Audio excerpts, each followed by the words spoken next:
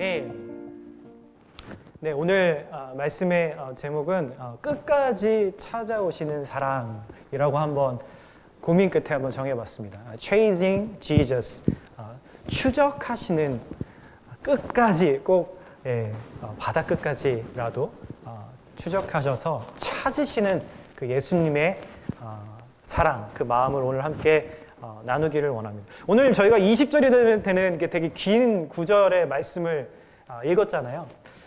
사실 좀 이렇게 개역개정이나 뭐 이렇게 저희 성경을 보는 말씀들을 이렇게 읽다 보면은 사실 이렇게 막 이 이야기가 막 생동감 있게 오지 않을 때가 참 있어요. 근데 우리가 말씀을 읽을 때마다 정말 우리가 그 장면들을 이미진하면서 상상하면서 정말 이 사람이 어떤 마음이었을까? 어떻게 살았을까? 예수님은 지금 어떤 마음을 가지고 계실까? 그런 것들을 생각하면서 읽는 게 정말 다릅니다. 그래서 저는 이렇게 드라마 바이블이라고 하죠. 그 스마트폰 갖고 계신 분들은 혹시 많이들 갖고 계시겠지만 무료로 다운받을 수 있거든요. 한국말로 정말 이렇게 성우들이 정말 이렇게 드라마틱하게 그것들을 읽어주기도 하고요. 또 영어에서도 드라마 바이블이 또 있어요. 그래서 정말 유명한 배우들이 나와서 그 말씀들을 정말 생동감 있게 이렇게 읽어주는 앱들이 있는데 그런 것들을 참 이용하시면 너무 좋을 것 같습니다. 저희가 몇 주 전에 혹시 기억하시는지 모르겠어요. 주일날 예수님이 그 풍랑 가운데서 정말 일어나셔서 잠잠케 하셨던 그 장면들을 가지고 우리가 한번 말씀을 나누었던 적이 있습니다. 여러분, 예수님은요, 그 수많은 군중들의 그 환호와 외침 가운데서도 제자들에게 갑자기 바다 저편으로 가자라고 말씀하십니다. 오늘 이 이야기가 바로 있기 전 이야기예요. 그리고 이 반대편으로 가는 와중에 다들 아시다시피 큰 풍랑이 불어서 정말 죽기 일보 직전까지 죽음 앞에까지 내몰렸던 그런 상황들, 그런 상황들에서 제자들을 도우시고 정말 예수님이 어떤 분이신지를 제자들에게 드러내 보여주시는 것이죠. 여러분, 아무도 예수님이 그 제자들 가운데서 아무도 바람과 파도를 다스리시는, 모든 이 만물을 다스리시는 그 분이, 하나님이신 그분이 바로 앞에 있는 그분의 스승, 바로 예수님이었다는 것을 그들은 알지 못했지만 이 제자들의 이 믿음 없는 상황들 가운데서도 주님은 그 파도에게 명하셔서 바다를, 그리고 제자들의 그 흔들리는 마음을, 두려움을 잠잠케 하여 주십니다. 근데 여기서 한 가지 질문이 생겨요. 정말 왜 예수님은 자신을 향해서 환호하는 이 수많은 지지자들을 뒤로하고 어찌 보면 이 도망치듯이 꼭 그곳을 빠져나가는 모습을 보여주시는 것이죠. 여러분, 왜 그러셨을까요? 몇 가지 생각해 볼 수 있겠죠. 너무 예수님이 사역에 지치셔서 피곤해서 도망치듯이 다른 곳으로 가시진 않으셨을까? 아니면 저 사람들의 그 지지가 예수님 생각할 때 큰 이득이 되지 않을 것 같아서 그랬을 수도 있을지 모르겠습니다. 아마 셈이 좀 빠른 사람 같았으면, 저 같은 어떤 그런 생각을 가진 사람이었으면 이 수많은 몰려든 이 사람들한테 세미나비 한 5불씩만 받아도 큰 이득을 얻을 수 있었을지 모르겠어요. 혹은 간식이나 그 바닷가였으니까 비치 파라솔 같은 거를 좀 대여해도 아니면 정말 2박 3일 정도 더 이 집회를 계속 했다면 나를 위한 지지 세력이, 또 나를 왕처럼 따라줄 만한 내 편들이 생겨날 수 있었을 텐데 예수님은 그 일을 멈추시고 고민 없이 그 자리를 떠나셨다라는 거예요.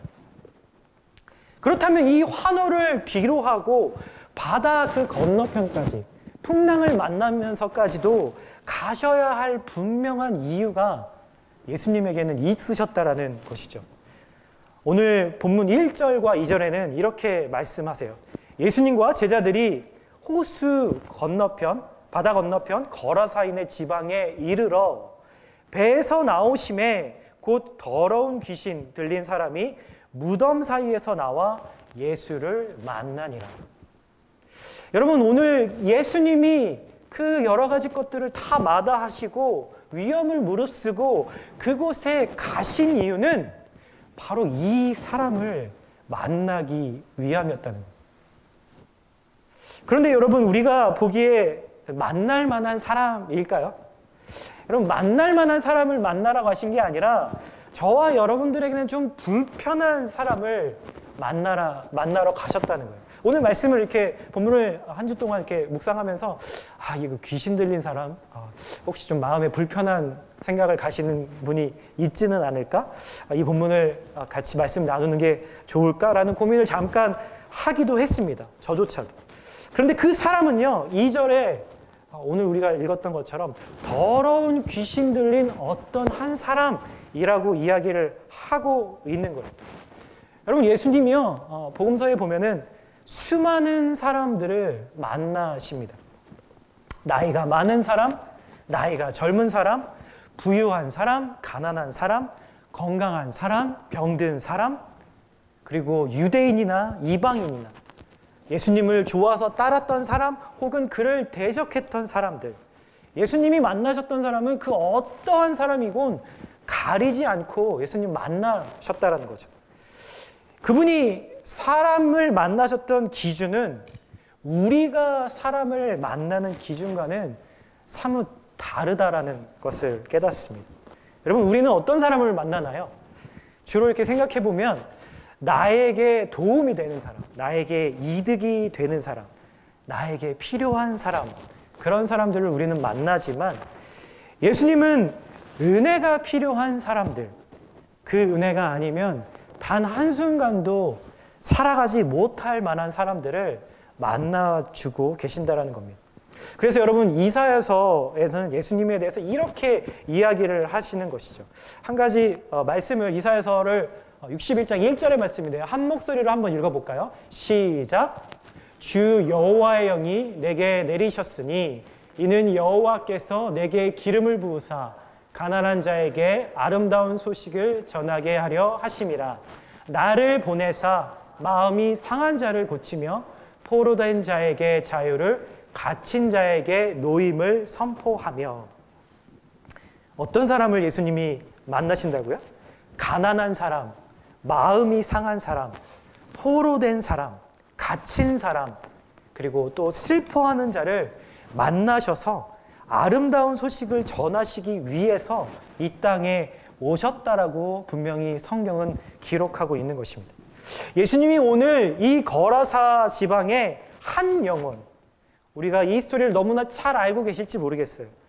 이 한 영혼, 아무도 만나려고 하지 않는 이 한 영혼을 만나기 위해서 그 모진 풍랑과 위험을 헤치고 주님께서 나아가셨다면 요즘처럼 외롭고 또 힘들어서 혹은 한숨만 나오는 이런 상황들 가운데 저와 여러분을 만나러 주님은 여전히 우리 곁에, 우리 안으로 찾아오신다는 것입니다. 요즘 성도님들하고 이렇게 전화를 하고 이렇게 만남을 갖다 보면은 공통적으로 하시는 말씀이 있으세요. 어떻게 지내시는지 쭉 얘기를 하시다가 외롭다, 우울합니다, 힘듭니다, 할 게 없습니다, 이런 이야기들을 공통적으로 하시는 분들이 참 많으신 것 같으세요. 여러분, 요즘에 부모님들은 어떠세요? 자녀들이 이제 학교를 시작했지만 대부분의 학생들이 집에서 버추얼로, 온라인으로 지금 수업을 하고 있습니다. 학교를 가지 않으니까 24시간 자녀들과 같이 있는 거죠. 좋지만 때로는 우리 부모님들이 참 힘드신 시간들, 순간들이 참으로 있을 것입니다. 스트레스가 또 쌓이게 되는 것들이죠. 그리고 우리 어르신들은 또 친구들을 만나고 또 정기적으로 이렇게 모임을 가져야 되는데 또 운동도 하고 사람들도 만나야 되는데 그렇게 하지 못하니까 무력감 그리고 우울감이 생기는 거죠. 저도 너무 이해가 되는 것 같아요. 왜냐하면 우리 모두가 지금 같은 경험을 하고 있으니까. 그런데 이 힘들고 외로울 때 여러분, 주님을 마음속으로 한번 불러보세요. 여러분들의 집에서, 여러분들의 일터에서, 작은 공간에서조차라도 식사를 준비하면서, 설거지를 하면서, 혹은 숙제를 하면서, 산책을 하면서 마치 나와 지금 함께 하시는 그 주님 앞에 내가 앉아서 커피 한 잔씩 놓고 대화를 하는 것처럼 주님, 오늘 제 마음이 좀 이래요. 아침에 이런 일이 있었는데 아이들하고 함께 있는 게 좋기도 하지만 때론 너무 힘들어요. 오늘 이런 것들이 저의 마음을 좀 어렵게 만드네요. 하고 이렇게 주님과 대화해 보는 거. 여러분, 이런 것들 어떠세요? 그렇게 주님을 우리가 찾기만 하면 주님은 반드시 여러분들을 만나 주신다는 것입니다. 왜요? 오늘 이 풍랑을 뚫고 모든 사람들의 그 환호를 뚫고 그 한 영혼을, 아무도 만나주지 않는 그 영혼을 예수님께서 찾아오셨다면 우리의 그 나지막한 그 부르짖음 가운데, 부름 가운데 주님은 반드시 우리가 함께 하시고 우리를 만나 주실 거라는 겁니다. 그리고 우리의 친구가 되어 주시고 우리의 가족이 되어 주신다는 겁니다. 여러분, 믿으십니까? 아멘.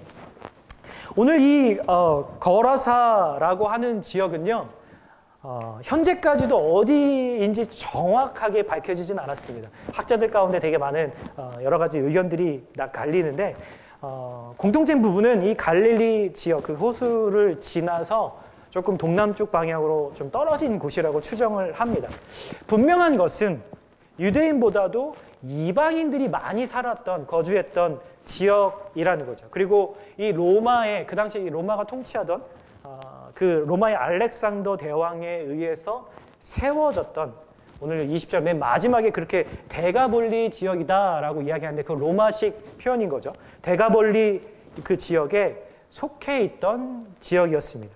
로마의 점령지였고 로마의 종교 뭐가 있나요? 제우스 같은 그런 신들, 수많은 인간들이 만들어낸 그 수많은 신들을 섬기던, 또 제사를 지내던 곳이 바로 그곳이었다라고 하는 것이죠.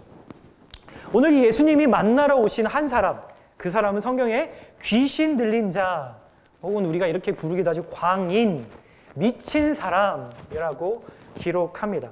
여러분, 그는 어디에서 살고 있나요? 무덤에서 살고 있다라고 이야기합니다. 죽은 자가 아니라 살아있는 사람인데 어디서 살았다고요? 무덤에서 살고 있었다는 겁니다. 살아있는데 마치 죽은 것처럼 살아가고 있는 사람이었습니다. 여러분, 왜 그렇게 살았을까요? 사실 이 성경은요, 이 사람이 왜 그렇게 되었는지에 대해서 그 이유를 자세히 설명해 주진 않아요. 그는 그 자신들의 이웃들하고 가족들하고 격리되어서 도시 바깥에 사람들이 좀처럼 가기를 꺼리는 그 무덤 가운데서 혼자 살고 있었다는 거죠.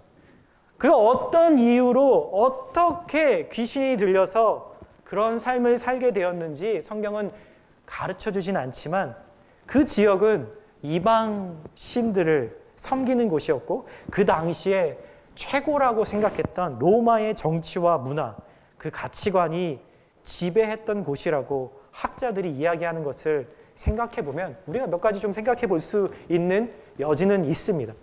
그는 여느 사람들과 마찬가지로 똑같이 그런 삶을 살려고 했을까요? 성공을 위해서, 정말 자신의 나아진 삶을 위해서, 돈과 권력과 자기 자신을 위해서 남부럽지 않은 그런 삶을 위해서 열심히 살았을 사람일지 모르겠습니다. 그렇게 살다가 상처받고 또 그 상처 가운데서 죄 가운데 빠지고, 그렇게 자신의 삶에 하나님이 아니라 그 정말 귀신이 주인 되는 삶으로 전락해 버리고 말았을 거예요. 우리가 그 정도는 추측해 볼 수 있는 거죠. 그가 원했던 것은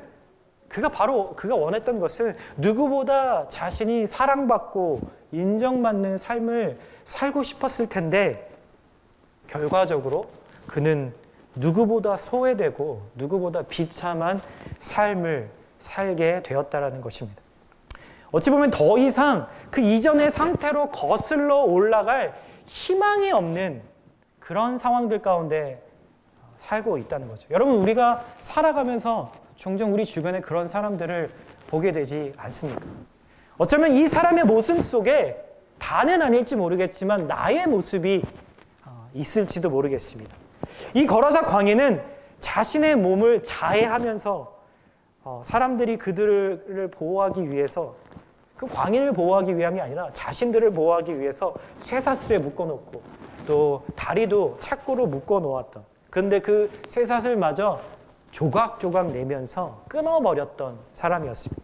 그렇게 밤낮으로 울부짖으면서 악한 말, 저주의 말을 쏟아내며 그렇게 살았던 거죠. 처음에 성경을 이렇게 묵상하면서 저는 그거에 좀 집중을 했던 것 같아요. 이 사람이 왜 이렇게 됐을까? 그 원인을 좀 알고 싶다. 원인 분석을 했던 거죠. 그러면서 나름 그런 생각을 했어요. 깨어진 가정에서 자랐나? 이 사람이 엄청난 배신을 당했나? 아니면 어떻게 정말 이렇게 고칠 수 없는 질병이 걸렸나? 그런데요, 며칠 동안 이렇게 이것을 묵상하면서 생각을 하다가 문득 이 이야기를 읽으면서 원인 분석이 먼저가 아니라 정말 그를 향한 안타까운 마음을 가지는 것이 먼저라는 것을 깨닫게 되었어요. 정말 자기의 몸을 돌로 해하면서 그렇게 밤낮 울부짖으며 지냈을 그 사람을 생각하면서 그가 왜 그렇게 되었는지를 생각하기 전에 정말 긍휼한 마음, 정말 저 사람이 너무나 안 됐구나. 아마 예수님이 그런 마음을 가지셨을 거라는 생각이 듭니다. 예수님은 저처럼 그 영혼을 분석하려고 하지 않고 판단하려고 하지 않으셨고 오히려 이 영혼을 깊은 사랑과 긍휼의 눈으로 바라보셨을 거예요. 그 하나님의 사랑과 긍휼의 마음이 예수님을 지금 이 자리에 오게 하셨고 아무도 찾지 않고 또 피하고만 싶었을 이 사람을 만나서 진정으로 자유케 하셨다라는 것을 생각하게 되었습니까? 여러분도 그런 마음이십니까? 여러분 요한복음 10장 10절에 이런 말씀을 합니다. 우리 한번 좀 읽어봤으면 좋겠습니다. 함께 읽어볼까요? 시작. 도둑이 오는 것은 도둑질하고 죽이고 멸망시키려는 것뿐이요 내가 온 것은 양으로 생명을 얻게 하고 더 풍성히 얻게 하려는 것이라. 네. 여러분 영적인 세계에는요 딱 두 가지만 존재합니다. 중간에 회색지대는 없습니다. 어둠과 빛, 흑과 백, 하나님과 그를 대적하는 사탄, 이렇게 영적인 세계는 나누어지는 것이죠. 영혼의 문을 열고 들어오는 것이 바로 주님이 아니시라면 바로 오늘 본문의 말씀처럼 선한 목자가 아닌 것입니다. 그리고 이 사탄이, 이 귀신이 하는 일은 성경 세 가지라고 이야기합니다. 뭔가요? 도둑질하고 죽이고 멸망시키는 일이라는 것이죠. 여러분 이 귀신은요 이 거라사 광인의 삶을 주님께로부터 도둑질해서 자신의 소유 삼았어요. 물론 죄를 용인하고 받아들인 그 거라사 광인의 연약함도 한 몫을 했지만 주님이 이 아름답게 창조하신 그 귀한 영혼을 사탄은, 이 귀신은 도둑질한 것이죠. 그리고 이 영혼의 주인이 되어서 하나님의 형상을, 하나님의 그 굿니스를 없애버리는 겁니다. 말살시켜버리는 거죠. 미워하고 시기하고 질투하고 또 죄를 사랑하게 해서 주님의 생명을 얻지 못하게 해서 결국은 영혼을 멸망 가운데로 내모는 것입니다. 여러분 조금 한번 설명을 쉽게 한번 해볼까요? 제가 오늘 예배 전에 저 사무실 앞에 나오면서 그 부시에서 요 꽃을 잠깐 꺾어 왔습니다. 괜찮겠죠? 제가 밖에서 이렇게 꽃을 꺾어 왔어요. 이 꽃이 아름다워 보입니다. 근데 이 꽃이 살았을까요? 죽었을까요? 네. 식물학적으로 말한다면 이 꽃은 죽었습니다. 살아있지 않은 거죠. 이 꽃이 생명력 있게 살려면 원래 있던 그 땅에 뿌리를 받고 햇빛과 수분을 먹어야 하는 것이죠. 그런데 제가 이 꽃을 뽑아온 것은 어찌 보면 이 꽃에게는 제가 도둑질하고 그래서 죽이고 결국은 멸망시키는 일을 한 것과 마찬가지라는 겁니다. 여러분 사탄이 이와 같은 일을 하는 것입니다. 이 사람은, 이 광인은 이렇게 사탄에게, 귀신에게 자신의 삶을 완전히 점령당했습니다. 우리가 살아가면서도 어찌 보면 이렇게 무언가에 점령당해서 살 때 있지 않아요? 밀려오는 이 재정의 압박에 점령당하고 미래에 대한 내 인생은, 내 진로는 어떻게 될까 하는 그 근심과 두려움에 점령당하고, 그리고 어제도 오늘도 똑같이 나아지지 않는 내 육신의 이 연약함, 질병에 점령당하기도 합니다. 여러분, 우리의 가정은 또 상처와 또 상실감으로 또 점점점 자녀들과 조금씩 단절되어지고 멀어지고, 여러분 요즘 어떻습니까? 이 세상은 온통 코로나로 점령되어져서 살아가고 있지 않습니까? 또 그 가운데서 또 교회들은 세상의 조롱에 점령되어 살아가고 있는 현실인 것이죠. 어찌 보면 마치 이 거라사 광인처럼 세상의 이 바닷속에서 압도당해서 허우적거리다가 이 두려움에 더 열심히 팔과 다리를 우리는 휘젓지만 계속 더 깊은 실패와 절망 속으로 빠져들어갈 때가 우리의 삶 가운데 있다는 것입니다. 여러분 8절에 보면은 오늘 예수님은 배가 이곳에 닿자마자 귀신에게 그곳에서 그 영혼에게서 나오라라고 명령하셨다라고 이야기합니다. 그러자 그 사람 안에 있던 그 귀신이 예수님 앞에 달려오는 거예요. 예수님 배가 거기에 도착하자마자 귀신이 막 달려와서 예수님 앞에서 이렇게 이야기하는 거죠. 7절의 말씀입니다. 예수님, 당신 왜 내 일에 참견하십니까? 쉽게 풀어서 이야기하면 이렇습니다. 왜 나를 이 일로 괴롭게 만드십니까? 나를 왜 고문하십니까? 내가 하는 일을 나는 계속하고 싶으니 당신은 상관하지 마세요 라고 이야기를 지금 하고 있다는 것이죠. 그리고 이미 알고 계셨지만, 예수님 이미 알고 계셨지만 귀신에게 그렇게 묻습니다. 내 이름이 무엇이냐? 그랬더니 그 귀신이 군대입니다 라고 이야기하는 것이죠. 이 군대라는 단어는요, 당시에 그 로마 군대의 연대 병력을 뜻하는 단어예요.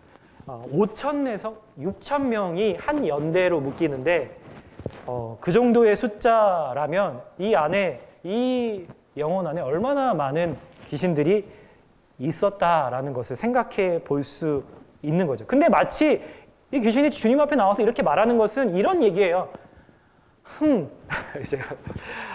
어쭈 예수? 우린 6,000이나 되는데 그만 건드리고 가던 길 가시지? 라고 이렇게 약간의 협박조로 이야기를 하고 있는 모습을 보게 되는 것이죠. 여러분, 그런데 예수님이 여기에 오셨던 목적이 뭘까요? 여러분들하고 말씀 나눴죠. 이 귀신에게 붙잡혀서 도저히 자신의 힘으로는 헤어나올 수 없는 영혼을 구해내기 위해서 이곳에 오셨다는 겁니다. 근데 귀신은 그것을 간과하고 있는 것입니다. 똑똑한 귀신이 왜 이 사실을 몰랐을까요? 왜 우리가 흔히 자주 하는 말 있잖아요. 아, 귀신 같네? 귀신같이 어떻게 알았어? 예, 이 귀신이, 왜 이 똑똑한 귀신이 이 사실을 몰랐을까요? 요한복음 10장 11절에서 15절에는 이렇게 이야기합니다. 한번 11절부터 함께 읽어보기를 원해요. 함께 읽겠습니다. 시작. 나는 선한 목자라. 선한 목자는 양들을 위하여 목숨을 버리거니와 삭구는 목자가 아니요 양도 제 양이 아니라 이리가 오는 것을 보면 양을 버리고 달아나느니 이리가 양을 물어가고 또 해치느니라. 달아나는 것은 그가 삭군인 까닭에 양을 돌보지 아니함이나 나는 선한 목자라.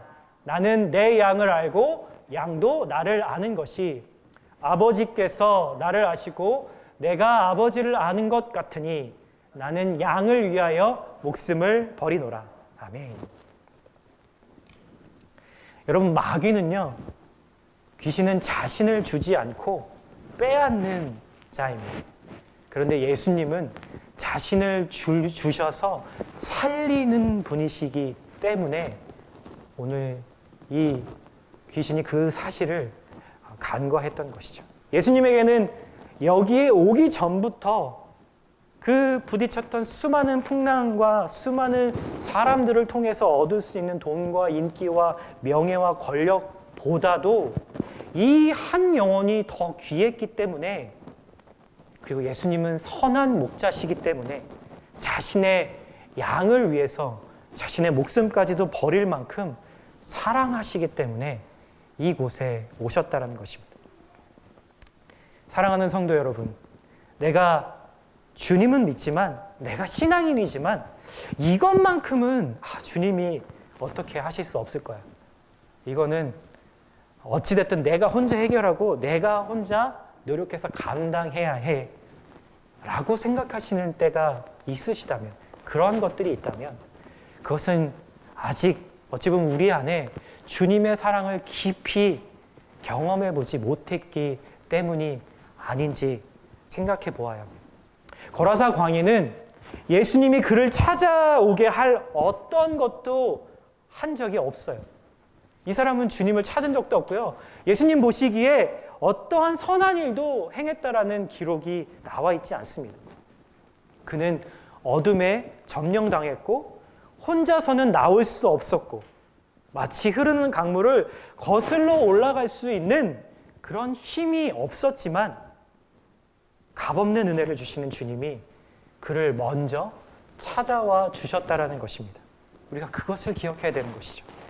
은혜를 받을 만한 아무런 이유가 없었던 이 사람에게 주님이 찾아오셔서 그를 회복시켜 주셨다면, 그 예수님이 지금 저와 여러분을 지금도 살리시고 또 앞으로도 영원토록 살리실 것을 여러분 믿으시길 바랍니다. 아멘. 이제 15절의 말씀을 보면은 거라사 광해는 더 이상 이 귀신 들린 사람이 아니라 본래의 모습으로 돌아오게 됩니다. 너무나 아름다운 이야기의 결말이죠. 귀신에게 점령당한 삶에서 주님이 주인 되시는, 주님이 참 목자가 되시는, 그래서 주님이 다스리시는 삶으로 회복되었어요. 주님이 그러시기 위해서 오시지 않았어요? 그런데 여기에서 우리가 한 가지 빼먹지 않고 짚고 넘어가야 할 것이 있습니다. 그것은 귀신에게 이 사로잡혔던 사람이 이 광인뿐만이 아니었다라는 거예요. 그들은 바로 그 광인과 함께 원래 살았던 그 지역의 사람들이었습니다. 여러분, 이 거라사 지역은요, 아까 말씀드린 것처럼 로마가 다스리는 곳이었죠. 그 헬레니즘, 로마의 헬레니즘 문화는 인본주의 문화잖아요. 사람을 위해서 신을 만들어내는 거죠. 제우스 신전이 있는 곳에서는 정말 때때마다 제사로 돼지를 제물로 바쳤습니다. 근데 유대인들은요, 구약에서부터 아주 그 돼지를 부정한 자라고, 부정한 동물로 여겼기 때문에 돼지를 기르는 것도, 돼지를 만지는 것도, 돼지를 먹는 것도 허용하지 않았던 민족이에요. 근데 이 신전에 바치는 제물로 그 지역 사람들이 큰 돈을 벌면서 좀 2,000마리가 넘는 돼지를 치고 있었다는 거 보면은 그런 사실을 우리가 유추해 볼 수 있는 거죠. 이 큰 돈을 벌면서 살아가는 사람들이었기 때문에 이 귀신이 이 사람의 몸에서 나가는 대신에 이 2,000마리나 되는 돼지떼로 들어가게 해달라고 요청했을 때 예수님은 그것을 허락하십니다. 돼지떼로 들어간 귀신들은 역시나 그들의 본분을 다 하죠. 돼지떼를 한 번에 몰살시켜 버립니다. 낭떠러지로 떨어져 버리게 만드는 것이죠. 이것으로 어떻게 됐을까요? 왜 그렇게 했을까요? 예수님과 제자들 그리고 거라사 광인까지 또 다른 위험에, 또 다른 어려움 가운데 내몰려고 그 덫을 만든 것이죠. 그랬을 때 이 지역 사람들이 18절에 이렇게 이야기합니다. 그들이 예수께 그 지방에서 떠나기를 간구하더라. 여러분, 혹시 좀 이렇게 뭔가 이렇게 오버랩 되는 거 없으세요? 예수님이 처음에 그곳에 도착하셨을 때 귀신이 달려와서 뭐라 그랬죠? 나를 괴롭게 하지 말고 떠나가시라고. 근데 이 주민들이, 이 지역 사람들이 똑같은 이야기를 합니다. 이 지역에서 떠나 주십시오. 마치 이 광인의 몸 안에 들어갔던 귀신과 같은 마음으로 똑같은 이야기를 하고 있는 것이죠.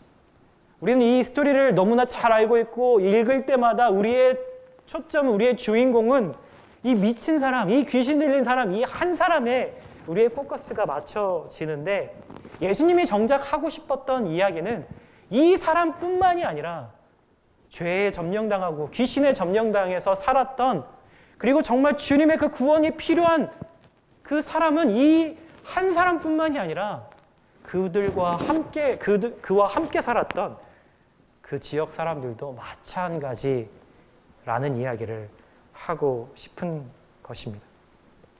봐라! 너희도 나를 거부하지 않냐? 너희는 생명의 주여 어둠을 몰아내는 빛인 나를 거부하고 어둠을 즐기고 어둠 가운데서 여전히 있고 싶다고 말하는 것이 아니냐? 예수님이 마치 이렇게 이야기하고 계신 것 같습니다. 저와 여러분들의 삶의 어떤 영역에서는요, 이런 생각을 할 때가 있잖아요. 주님, 이것만큼은 주님이 하실 수 없을 것 같아요. 주님이 잠깐 좀 비켜주세요. 이건 제가 알아서 할게요. 주님을 받아들이는 건, 주님의 말씀대로 사는 건 지금 이 순간은 저한테 엄청난 손해라니까요. 엄청난 희생을 요구하시는 거라고요. 그냥 이것만 좀 이해해 주시고 잠깐 제 뒤로 좀 가주세요.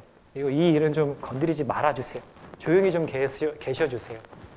라고 우리가 그렇게 말하고 생각할 때가 있지 않으세요? 사랑하는 성도 여러분, 주님이 내 삶의 주인 되실 때, 주님의 말씀이 내 삶의 우선순위가 될 때, 그리고 그 기준이 될 때 우리는 참으로 자유케 되는 것입니다. 이것만 여전히 내가 가질 수 있다면 난 진짜 행복할 거야. 난 자유할 거야. 라고 여기는 그 무언가가 결국은 내 삶을 죄 가운데 묶이게 만들고 쇠사슬에 묶인 삶을 살아가게 만든다는 것입니다. 어찌 보면 광인처럼 눈에 보이는 이 쇠사슬에 묶여 살지는 않지만 그들과 함께 살았던 그 지역 사람들은 쇠사슬에 묶여서, 그의 영혼들이 쇠사슬에 묶여서 죄의 종이 되어 살아가고 있었다는 것이죠. 우리 주님이 그것을 보셨다는 겁니다. 주님은 우리의 겉모습만을 보시는 것이 아니라 우리의 속 깊은 곳까지도 감찰하고 아시는 분이시기 때문입니다. 여러분을 올가매고 있는 것들, 그것은 무엇인가요? 주님이 나보다 뒤에 있게 만드는 것, 그것은 여러분들의 삶 가운데서 어떤 것입니까? 오늘 그것을 주님 앞에 오픈하고 또 고백하고 주님이 이 자유케 하심을 여러분 한 분 한 분 경험할 수 있게 되시기를 진심으로 예수님의 이름으로 축복합니다. 오늘 이 이야기의 결론은요, 우리가 다 아는 것처럼 훈훈하게 마무리가 돼요. 광인이 이제 하나님이 창조하신 그 본래의 모습으로 회복되어져서 결과는 집으로 돌아갔다라는 이야기로 끝이 납니다. 이 귀신은, 이 어둠은 이 사람을 어둠 가운데로 몰아냈지만 예수님은 어디로 보내셨어요? 집으로 돌려보내십니다. 다시 가정의 품으로 돌려보내주시는 것이죠. 거라사 광인은 이 모든 일을 경험하고 18절에 뭐라고 얘기하냐면, 예수님, 주님과 같이 있고 싶습니다. 저를 좀 데려가 주십시오. 어찌 보면 너무나 당연한 고백이지 않겠어요? 저라도 아마 그런 생각했을 것 같습니다. 그런데 예수님이 그 청을 거절하세요. 사실 지금 예수님과 함께 있었던 그 12명의 제자는 이 거라사 광인과 비교하면은 어떻게 보면 이 사람이 더 예수님의 제자다운 삶을 살 가능성이 더 많아 보이지 않으세요? 근데 예수님은 그에게 같이 가기를 허락하지 않으십니다. 이렇게 이야기하시는 거죠. 아니야, 네 집으로, 너희 집으로 돌아가렴. 여러분 한번 생각해 보세요. 이 광인이었던 이 사람이 집으로 돌아가는 게 정말로 유쾌한 일이었을까요? 물론 오랜만에 정말 그 가족의 해목함과 행복을 누릴 수 있을지 모르겠습니다. 하지만 그가 돌아가면 누굴 만나야 되나요? 지금껏 자기를 힘들게 만들고 자기에게 상처를 주었던 사람들 혹은 가족들, 자신을 그 어둠 가운데, 무덤 가운데로 몰아내서 쇠사슬로 묶어놨었던 그 사람들과 함께 더불어 살아야 한다는 것이죠. 어찌 보면 이 광인이요, 다시 집으로 온전해서 돌아갔지만 그 사람들은 온전한 사람으로 그를 받아들이지 않았을지도 모릅니다. 그게 어려울지도 모르겠어요. 오히려 그 삶 이후에 왕따가 된 삶, 정말 그런 삶이 펼쳐질지도 모르는 것이죠. 이 사람이 그런 걱정 혹시 하지 않았을까요? 제가 그 상황이라면 아마 이런 두려움들이 생겼을 것 같아요. 그래서 어찌됐든 예수님을 따라가는 게 이 사람에게는 더 좋은 대안이었을 거예요. 그런데 야속하게 예수님은 그 청을 거절하신 것이죠. 여러분, 여기서 좀 이상한 거 느끼지 않으세요? 왜 예수님, 사랑의 예수님이시고 지금 정말 이 어려운 걸음을 하셔서 이 사람을 구원해 주셨는데 왜 이 주님의 사랑은 어디로 가고 이를 그의 청을 거절하신 것일까? 본문 19절에는 이렇게 이야기합니다. 함께 한번 읽어볼까요? 시작. 허락하지 아니하시고 그에게 이르시되 집으로 돌아가 주께서 내게 어떻게 큰 일을 행하사 너를 불쌍히 여기신 것을 내 가족에게 알리라 하시니.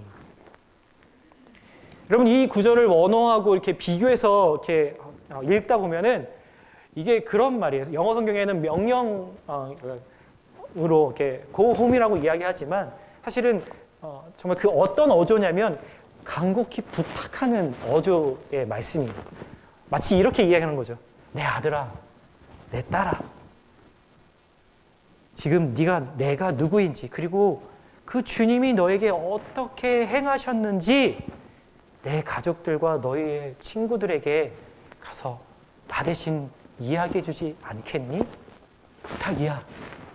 비록 너에게 상처를 주고 너를 분노하게 만들고 너를 비인격적으로 대했던 그들이지만 내가 지금 너를 사랑했던 것처럼, 지금도 사랑하고 있는 것처럼 나는 저들 또한 포기할 수 없구나.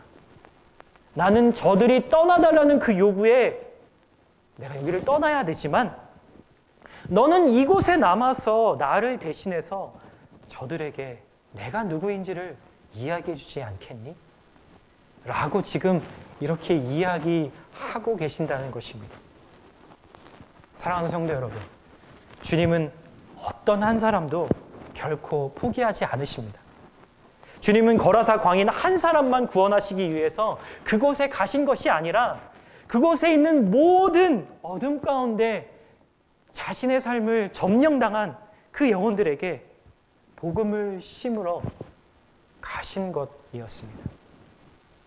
사랑하는 성도 여러분, 여러분들이 포기하거나 혹은 근심하고 있는 가까이에 있는 사람들이 있습니까? 혹은 가족들이 있습니까?